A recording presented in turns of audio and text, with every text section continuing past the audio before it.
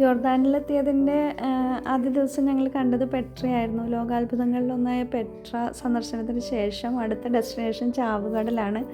അങ്ങോട്ടേക്കുള്ള യാത്രയിലാണ് കേട്ടോ. ഇപ്പം പോകുന്ന വഴിയിൽ കാറ്റാടിപ്പാടങ്ങൾ, ആട്ടിൻകൂട്ടങ്ങൾ, ഇതൊക്കെ ഇഷ്ടംപോലെ കാണാൻ കഴിയും നമുക്ക്.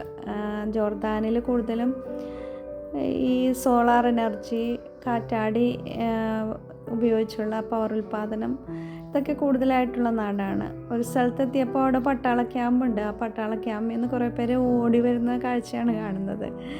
അത് ഞങ്ങൾക്ക് മനസ്സിലായില്ല എന്തേ ആളുകളിങ്ങനെ ഓടി വരുന്നതെന്ന്. പിന്നെയാണ് മനസ്സിലായത് അവർ പട്ടാളക്കാരുടെ ട്രെയിനിങ്ങിൻ്റെ ഭാഗമായിട്ട് അവർ വൈകിട്ടത്തെ ഓട്ടമാണ് നടന്നുകൊണ്ടിരിക്കുന്നത്. ശിലാരൂപങ്ങൾ പോലെ തോന്നിക്കുന്ന മലമടുക്കുകൾക്കിടയിലൂടെയാണ് ശരിക്കും ഡെഡ് സീയിലേക്കുള്ള യാത്ര.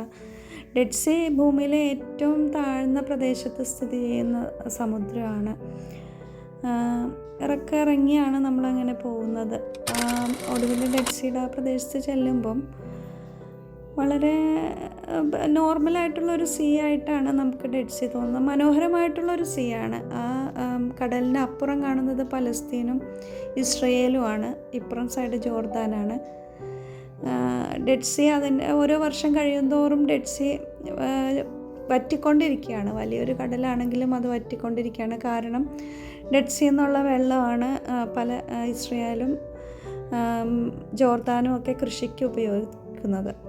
ഡെഡ് സീയുടെ വെള്ളം വളരെ കട്ടി കൂടിയ ഒരു പ്രത്യേക ടേസ്റ്റുള്ള ജലമാണ്. നമ്മൾ കൈകൊണ്ട് തൊട്ട് നോക്കുമ്പം ഒരു ഓയിലി ടൈപ്പാണ്. വായിൽ വെച്ചാൽ ഉപ്പിനേക്കാളേറെ വേറെ എന്തൊക്കെയോ ഒരു ടേസ്റ്റാണ്. നല്ല ഉപ്പുമുണ്ട്. അതുകൊണ്ട് തന്നെ വെള്ളത്തിൽ നമുക്ക് പൊങ്ങിക്കിടക്കാൻ സാധിക്കും. ലവണാംശം ഏറെ കൂടിയ വെള്ളത്തിൽ പൊങ്ങിക്കിടക്കാൻ നമുക്ക് സാധിക്കും. ഞങ്ങൾ ഡെഡ് സീയിൽ ചെന്ന് അന്ന് വൈകിട്ട് സ്വിമ്മിങ് ഡ്രസ്സൊക്കെ ഇട്ടിട്ട് ഡെഡ് സീയിൽ ഇറങ്ങിയിരുന്നു. അപ്പോൾ ഫോട്ടോയൊന്നും എടുക്കാൻ കഴിഞ്ഞില്ല. ഡെഡ് സീയുടെ തീരത്തോട് ചേർന്നിട്ട് നിറയെ ചെളി കുഴച്ച് വെച്ച പോലുള്ള ഒരു ചാന്ത് പോലുള്ള ചെളിയുണ്ട്. ആ ചെളി ആളുകൾ ശരീരത്തിൽ നിറയെ വാരി തേക്കുന്നുണ്ട്. എന്താണെന്ന് വെച്ചാൽ ത്വക്ക് രോഗങ്ങൾക്ക് അത് വളരെ നല്ലതാണെന്ന് പറയുന്നു.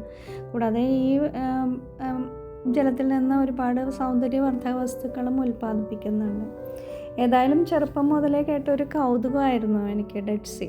വെള്ളത്തിൽ പൊങ്ങി കിടക്കുന്നതും ഒക്കെ എക്സ്പീരിയൻസ് ചെയ്യാൻ പറ്റിയെന്നത് വളരെ സന്തോഷമുള്ളൊരു കാര്യമാണ്.